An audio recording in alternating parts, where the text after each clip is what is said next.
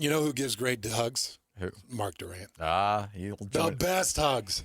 That's a dude that's going to wrap his arms around you in a nice embrace. He's got those big polar bear arms, and he's just Is Mark there? Oh, he's listening. I thought you were going to call him up. He's listening to all this. Yeah.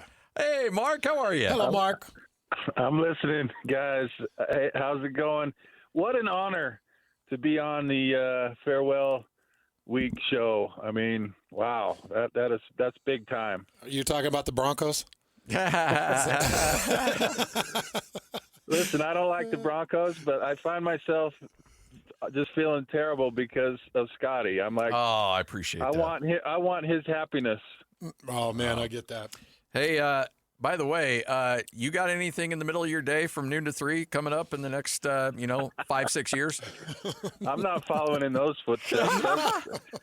That's just asking for it, man. No way am I doing that. Yeah, you're Gary Croton coming in for Lavelle. Yeah, you don't want any of that. Oh man. All I get is from people is how great Hans is. He's the best BYU color commentator ever. Oh my gosh. I'm right here. I'm in the room.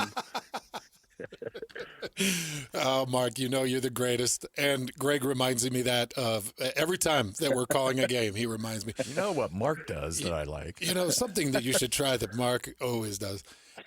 Mark, let's talk about this game. Rivalry game went quite a bit differently there at the Marriott Center. Tell me why.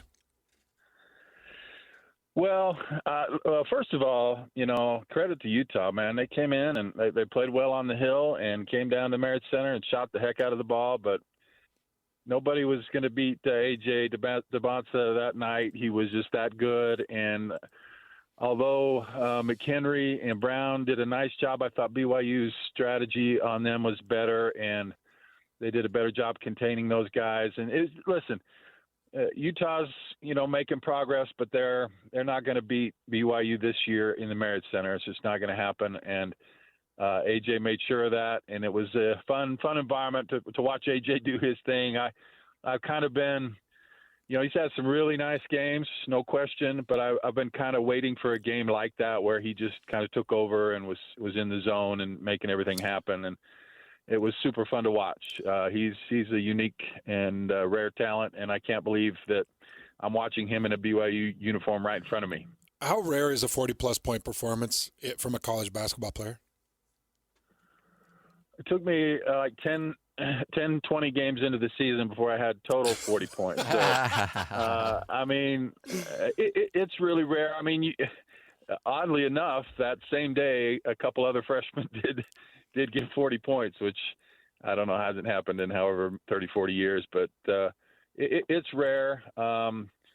College basketball is not conducive necessarily to that happening. You see that a lot more in the NBA setting where they score more points and they can't focus their defense so much on stopping one or two guys. And so you can make life hard for even the best players in college basketball. But yeah, AJ was just, he was so good and doing it on all aspects of the game, defense and rebounding and scoring from the 3-point line. The one thing maybe you say about AJ, well, he's not a great 3-point shooter. He was 4 or 5 in that game and has that great mid-range jumper and then is able to cover so much ground and get to the hoop. And with that length and athleticism is almost unstoppable at the hoop. So, yeah, I mean, it was impressive to watch. And, there's only so many superlatives you can say about a guy, but it's just remarkable what he's doing on the floor. And then you combine that with Rob Wright, who's terrific, and Richie Saunders. I mean, on any other team, they're the big superstars, but with a player like AJ, they have to take a little bit of a back seat, but not much. I mean, those three are as good as I've ever seen at BYU on the same floor at the same time. So there's a lot of guys that will have good college careers and then they go to the NBA and they just explode because, let's be honest, it's a different game. The spacing is different.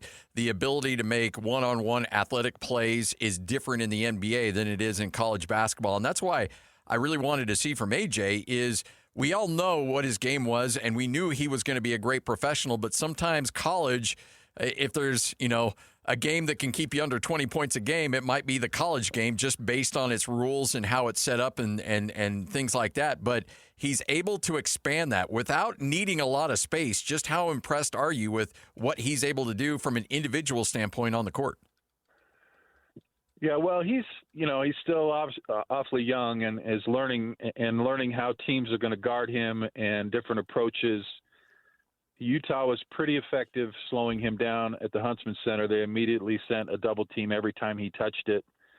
I think they tried to mix it up a little bit on BYU, and maybe BYU had a little better strategy utilizing AJ against that type of defense, but there wasn't a significant double coming to him. And if you're going to try and guard him one-on-one, you're going to lose. His ability to cover the ground with one dribble, maybe almost from half court, he can take one dribble, and with the Euro steps and his length and his big, he's able to get to the rim. I mean, I haven't seen someone that athletic cover that much ground since, Hans is rushing the quarterback. I mean, it was so quickly. That's true. It's just you blink and the quarterback's on his back, and you saw, like, holy cow. So, but his ability just to, you think of yourself trying to guard him. How are you going to stop him? Well, you can't give him the three because he's a decent three-point shooter. So you have to kind of get up on him, and then he's lightning quick with that first step. So you're on your heels already. So let's say you recover to the free throw line where he can pull up and hit that jumper. And if you don't jump with him immediately, he's going to have a clear shot at it. But if you do jump, he's going to pump fake you and get to the free throw line. And even if you somehow manage to play good defense at the free throw line, he picks up his dribble and he steps through, makes a big Euro step, and he's at the rim dunking it or laying it in.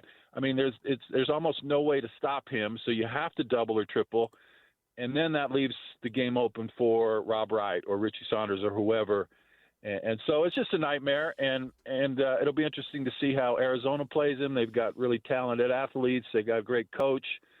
That's the cool thing is I'm seeing some of the best coaches and best teams in the country, and I'm always fascinated to see, well, what are they going to try to do to stop AJ? What interesting wrinkle are they going to throw at BYU to try and slow him down? And I think really the only team that's been super effective, and that may have been more, that was just an off night and a sickness for AJ, was Texas Tech. They kept him to 13 points, but no one really has been able to completely shut him down. I want to talk a little bit about the perimeter shot, Mark. So I'll go back to the first rivalry game. I was there in the arena waving at you, trying to get your attention, trying to get you to recognize me, and watching that thing. And the start was bad. I think it was 2 of 11 or something. Then we go into that TCU game. They shoot 21%, 5 of 24 against TCU. And then things ramp up. After that, things ramped up. They shot 38% against Texas Tech. And then against Utah, their rival, the second time they go for 42%. So tell me what it is that you're seeing with this team that may dictate what that percentage is from the perimeter. Is it simply the opponent and the closeouts? Is it timing and rhythm? What do you think it is? Or did they feel like, my gosh, we got to get in the trench and work on this? Well, I think there's a couple things. First of all, I mean, BYU built this team in a lot of respects, counting on a guy like Dawson Baker, Nate Pickens to be integral parts of what they're doing. And both those guys are out for the year. You've got Rob Wright, who has been surprisingly good from the three-point line. AJ has been a little bit hit and miss. He's decent, not great. Richie Saunders certainly is one of the best three-point shooters ever, but has been a little bit streaky this year. And so then you're just looking, who else can make a shot for us, right? And a lot of times people are doing a lot of things to stop Richie and Rob and AJ. And so you have open shooters, but those guys have to step up and make some shots. And Moo Davis was doing that early in the year. He struggled recently. And the bench guys coming off the bench, Alexei Kostic hasn't been great. Tyler Moross has struggled from the three-point line. So the guys that are going to get open shots are those kind of guys, the Nate Pickens, the Dawson Bakers. Mihailo Boskovic has been pretty good at hitting that shot, but BYU's really struggled to find that fifth guy of that starting lineup or a sub off the bench to come in and hit the shot. So it's kind of been all or nothing for BYU. If those top three guys are hitting those shots, yeah, it's probably a pretty good night. But if they're not getting any help, it's going to be a struggle, and it's not going to be a strength of BYU this year. But you look at teams like Arizona, for instance, and BYU. I used to think you're just not going to have a chance if you're not a really good 3-point shooting team. But Arizona doesn't shoot a lot, and I think the first game I watched this year was the game before BYU's in Vegas. It was Florida and Arizona, and I don't think they made a 3-point shot, or maybe took just 2 or 3 in the whole game, and beat the defending champions. So you don't necessarily need that. It's certainly nice. And BYU has the capability, but it's been inconsistent, and there's just not a lot of shooting depth for this team. Arizona is ranked 362nd in the country in 3-point attempts for every field goal of their field goal attempts. So they don't shoot a lot from three, and certainly their point distribution doesn't come from three. But what they are is an elite at the rim, mid-court, or mid-range kind of team. They're the third-ranked defense, according to Ken Pomeroy, the fourth-ranked offense. So, obviously, this is probably the best team you've seen this year. How fired up are you to call this game? Oh, man, it's so cool. As you know, I've been at this a long time with Greg Wrubell, around 30 years, and it's hard to fathom in my mind that I'm watching a potential number one draft pick play every night, and then the number one team in the country is on our home floor. You know how hard it is to get teams to come for so many years at BYU just to come play us and mired in different conferences, and now you're getting teams like Houston and Iowa State and Kansas and Arizona and coming to your place, and it's a regular occurrence. But to have the number one team in the country on your floor is pretty special. It's rare. It's a great opportunity. I believe that BYU is, the kind of team and has the talent to beat Arizona, especially on their home floor. And so this is just a great opportunity. But I just sit back and I shake my head as I'm like, is this real life? That I'm watching this happen, and it'll be one of those types of environments tonight, full Marriott Center going crazy.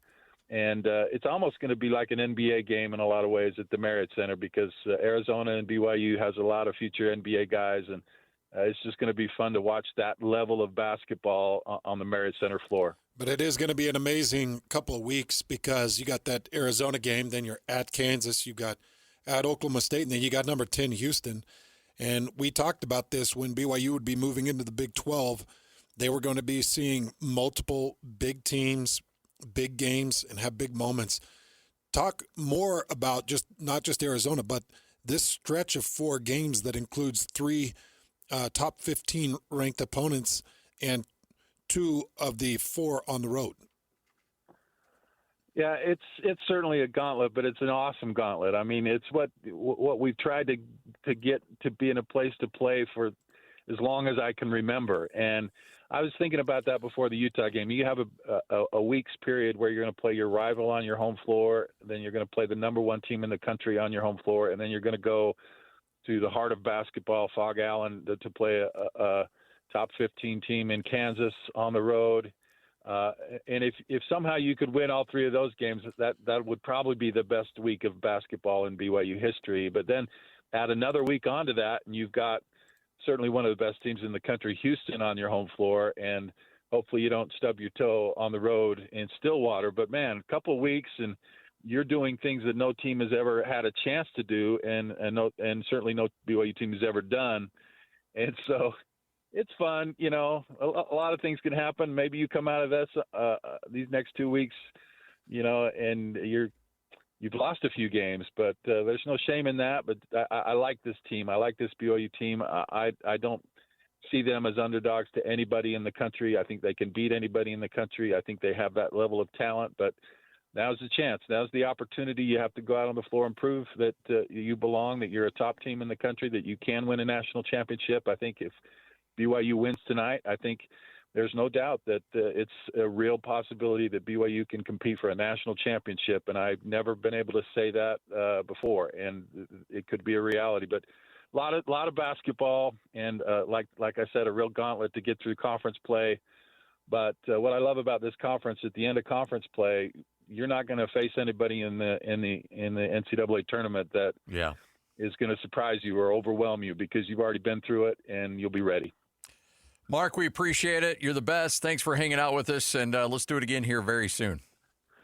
Hey, I love you guys. Obviously, Hans, I love you, brother. Thanks for all you do, and I'm so grateful for our friendship, and I'm glad that will continue down south in Provo for many, many years to come. Much, much love, Mark. Thanks for always being a mentor and being kind to me. Really appreciate it, brother. All right, boys, have a great one. You got it. Mark Durrant right here on 97.5, the KSL Sports Zone, color analyst for BYU basketball.